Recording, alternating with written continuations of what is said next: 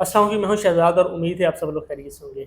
आज की डिस्कशन में हम लोग ये डिस्कस करेंगे कि इलेक्शन कमीशन का जो पेपर मुलतवी हुआ है वो दोबारा कब होने जा रहा है और आप लोग घर बैठे उसकी तैयारी कैसे कर सकते हैं। असिस्टेंट इलेक्शन कमिश्नर, आपको पता है 27 के करीब सीट्स जो हैं वो अनाउंस हुई थी असिस्टेंट इलेक्शन कमिश्नर की। और उसका जो पेपर था वो भी इलेक्शन कमीशन ने स्क्रीनिंग टेस्ट, जो उसका 100 नंबर का पहले हाँ एमसीक्यूज जी। पेपर हाँ होना जी। है, उसके लिए सारी कोडल फार्मेलिटीज डन हो चुकी थी। 14 सितंबर को होने जा रहा था। उसके लिए जितने भी टेस्ट सेंटर्स थे वो भी हो गए थे, वहाँ पर जो सिटिंग प्लान था वो भी फाइनल हो चुका था।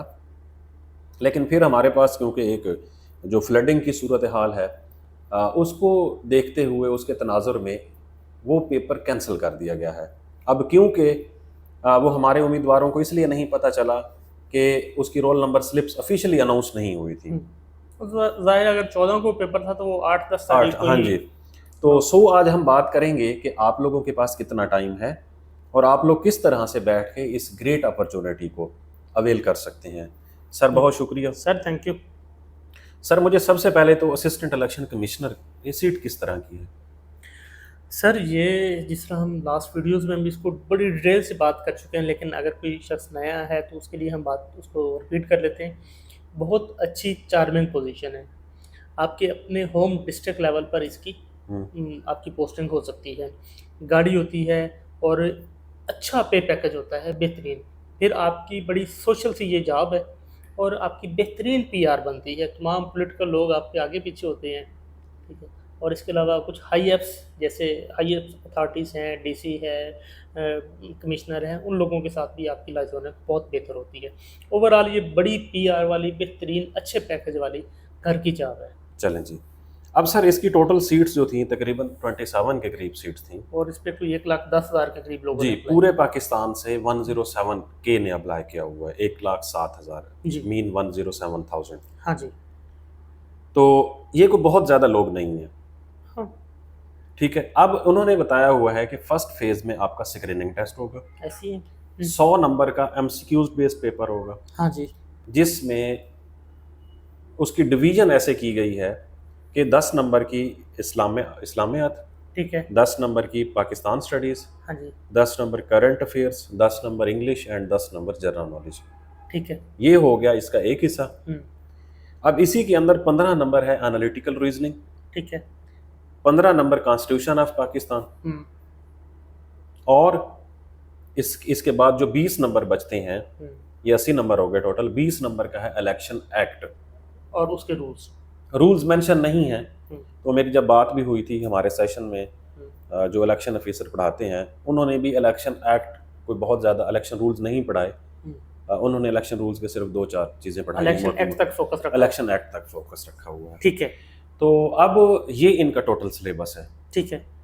अब सबसे पहले तो ये है कि ये पेपर जो 14 सितंबर को होने वाला था, इसका जो लेटर लिखा गया था वो तकरीबन 1 महीना 2 दिन पहले लिखा गया था।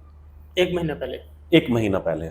सर उसको ना एक और भी, मीनवाइल एक और भी इशू आ रहा था कि जिन यूनिवर्सिटीज़ या कॉलेजेस में ये पेपर होना था, उन्हीं कॉलेज यूनिवर्सिटी में जो दूसरे एडमिशन्स के टेस्ट होते हैं, गेट वगैरह, लेट वगैरह और एमडी कैट वगैरह, उनके भी प्लान थे सेम डेट्स में ना।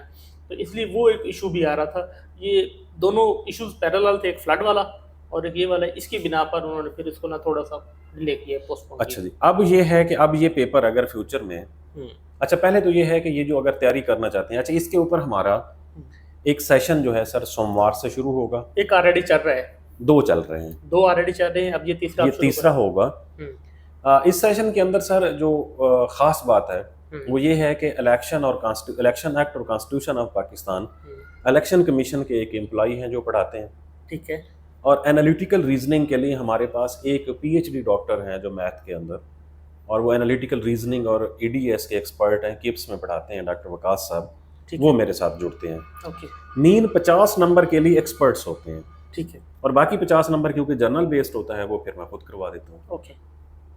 तो इसकी फीस भी हमने बड़ी माकूल 5,000 फीस रखी हुई है। इसके अंदर आपकी क्या क्या चीजें शामिल होंगी? इसके अंदर एक तो सिलेबस सारा कवर करवाया जाता है, ठीक है। साथ में 40 टेस्ट भी ऑफर होते हैं। हाँ, 40 जीके के। नहीं, उसके अंदर जीके और कॉन्स्टिट्यूशन के मिला के, ओके, ठीक हो गया। मतलब 40 मॉक टेस्ट भी होंगे। तो ये एक मतलब एक कंपैरेटिवली बहुत सस्ता पैकेज होता है। ठीक है। अच्छा, दूसरा सर ये है कि अब ये अगर आगे हुआ है तो तकरीबन ये 2 महीने के लिए आगे हुआ है। मैंने इसके ऊपर मालूमात लेने की कोशिश की थी। ओके। उन्होंने कहा जी 1 महीना तो वैसे आ गया, तो 1 महीना पहले ये प्लान होगा, तो तकरीबन 2 महीने का टाइम है। ओके। तो इसको देखते हुए फिर हमने ये प्लान अपना अगर ये 15 सितंबर को था तो 15 अक्टूबर 15 नवंबर के जी राउंड अबाउट 15 नवंबर या उसके बाद जाके होगा। ओके। तो अब ये 2 महीने इस ग्रेट अपॉर्चुनिटी को हासिल करने के लिए 107,000 टोटल लोग हैं, 107 के, तो मेरे ख्याल में कुछ ज़्यादा नहीं है। ठीक है। हम एक्सपेक्ट कर रहे थे 2 लाख से भी ज़्यादा लोग हो जाएंगे। हमें पहले हाँ यही सुना था कि शायद 1.5 लाख के करीब। अच्छा, अब अगली बात यह है कि मैंने ये भी पता किया है कि बहुत सारे ऐसे लोग हैं जिन्होंने पोर्टल पर अप्लाई कर दिया है ऑनलाइन और वो हार्ड कॉपी नहीं भेज सके, या जिन्होंने भेजी उसमें से कुछ डॉक्यूमेंट मिसिंग है। तो मुझे जो मेरी मालूमात थी वो ये थी कि जी स्क्रीनिंग टेस्ट के लिए जिस बंदे की भी सक्सेसफुली एप्लीकेशन सबमिट हो गई थी ऑनलाइन उसको स्क्रीनिंग की कॉल आएगी। ठीक है। अब ये मैं मालूमात की बेस पर कह रहा हूँ, मैं ये नहीं कह रहा कि मैं खुद को डिसीजन एनालिसिस नहीं है ये मालूमात। हाँ, तो मुझे जो मालूमात दी गई उन्होंने कहा जी क्योंकि इतने ह्यूज नंबर ऑफ एप्लीकेंट्स जो हैं उनके एक एक डॉक्यूमेंट देखना मतलब ह्यूमनली पॉसिबल नहीं है इतने जल्दी, तो सारे लोगों को कॉल की जाएगी जिसकी भी एप्लीकेशन ऑनलाइन सक्सेसफुली सबमिट हो गई। ओके। अब ये जो लोग घर बैठ के तैयारी करना चाहते हैं उन्हें क्या करना चाहिए? जैसा कि मैंने सिलेबस की बाइफर्केशन बता दी है कि 10 नंबर के इस्लामियात उसको इस्लामियात के तौर पर तैयार करें। 10 नंबर अच्छी बुक्स कौन सी हैं उसके लिए? देखें, इन 10 नंबर के लिए मेरे ख्याल में जो पास्ट पेपर्स हैं ये काफ़ी हैं। ओके। जो इस्लामियात के आने हैं ये काफ़ी हैं, या वैसे सिराज इस्लामियात देख लें, तैयब इस्लामियात देख लें, काफ़ी है। इल्मी वालों की भी एक अच्छी, हाँ इल्मी वालों की भी अच्छी है कोई किताब। तो पाक अफेयर के लिए, पाक स्टडी के लिए जी पाकिस्तान अफेयर्स, क्योंकि इसमें 10 नंबर की है तो 1857 से ऑनवर्ड पाकिस्तान अफेयर्स जरूर देखना चाहिए। ठीक है। मतलब एक कंप्रीहेंसिव उसे मालूमात होनी चाहिए। ओके, ठीक हो गया। तो अब दूसरा है इसमें इंग्लिश। अब इंग्लिश एक अच्छा है कि इंग्लिश 10 नंबर की आनी है जिसमें ग्रामर भी आनी है, जिसमें एक आध सिनोनिम्स एंटोनिम्स भी होगा और एक आध इसमें इडियम होगा और सेंटेंस करेक्शन होगा। मतलब ये एक मिक्सचर पैकेज होगा जिसमें से एवरेज लोग जो हैं वो 10 में से 6 से 7 नंबर ले लेंगे। सही। अब आ जाते हैं हम इसमें है जनरल नॉलेज। अब जनरल नॉलेज शुक्र है 10 नंबर का रखा गया है। हाँ जी। क्योंकि वो थोड़ा सा ब्रॉडर स्पेक्ट्रम होता है, उसमें कुछ भी पूछा जा सकता है। एनालिटिकल रीजनिंग 15 नंबर की है। उसके अंदर अक्सर सवाल आता है कि मतलब बाप और बेटे की एज का पूछा जा रहा होता है बाजुकात, ठीक है, और बाजुकात मैथ की तर्ज के भी सवालात सीरीज भी आ जाती हैं, मैथ के तर्ज की भी सवालात आ जाते हैं। इस तरह भी होता है कि अगर 2 लोग ये काम इतने दिनों में करते हैं जी, तो इतने लोग मिलकर कितने दिनों में इसको कंप्लीट करेंगे। बिल्कुल ऐसे ही है। अच्छा जी, अब दूसरा क्या है?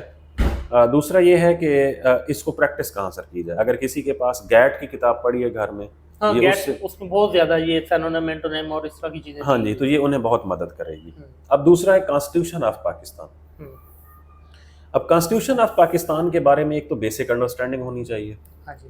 कॉन्स्टिट्यूशन ऑफ पाकिस्तान के टोटल सेक्शंस कितने हैं, चैप्टर्स कितने हैं, फिर फंडामेंटल ह्यूमन राइट्स के बारे में जो आर्टिकल हैं हमारे वो, और फिर इसी के अंदर आर्टिकल नंबर 49, आर्टिकल नंबर 50, मतलब 49 से तकरीबन 60 तक या 58 तक ऐसे आर्टिकल हैं जिसमें national assembly, provincial assembly, senate, इनके इलेक्शंस और इनके मेंबरान की एलिजिबिलिटी लिखी हुई है। हाँ जी, जो ये कॉन्स्टिट्यूशन है इसके स्पेसिफिक हमने जी स्पेसिफिक पोर्शंस कर लिए हैं। अब इसके बाद कॉन्स्टिट्यूशन ऑफ पाकिस्तान में से चैप्टर 8 है, ठीक है, आर्टिकल नंबर 213 से आर्टिकल 226 तक, ठीक है। वो सारे के सारे ये जो सेक्शंस हैं, ये 13 सेक्शंस, ये इलेक्शन कमीशन के बारे में है।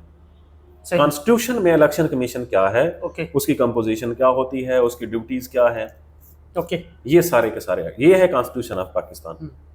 अब इलेक्शन एक्ट 2017, हाँ जी, इलेक्शन एक्ट के अंदर बुनियादी तौर पर इलेक्शन कमीशन के पास एक डायरेक्शन है कि उसने काम किस तरह से करना, प्रोसीजर पे एक्शन कैसे, प्रोसीजर है किस तरह से इलेक्शन होगा, वोटर लिस्टें क्या होती हैं, वोटर लिस्टों में कौन लोग कब आ सकते हैं, हम्म, एग्जिट किस तरह से हो सकता है। हम्म, तो ये कुछ उसके अंदर बेसिक मालूमात हैं हम्म, जो कि मेरे ख्याल में आसानी से कवर की जा सकती है। सही।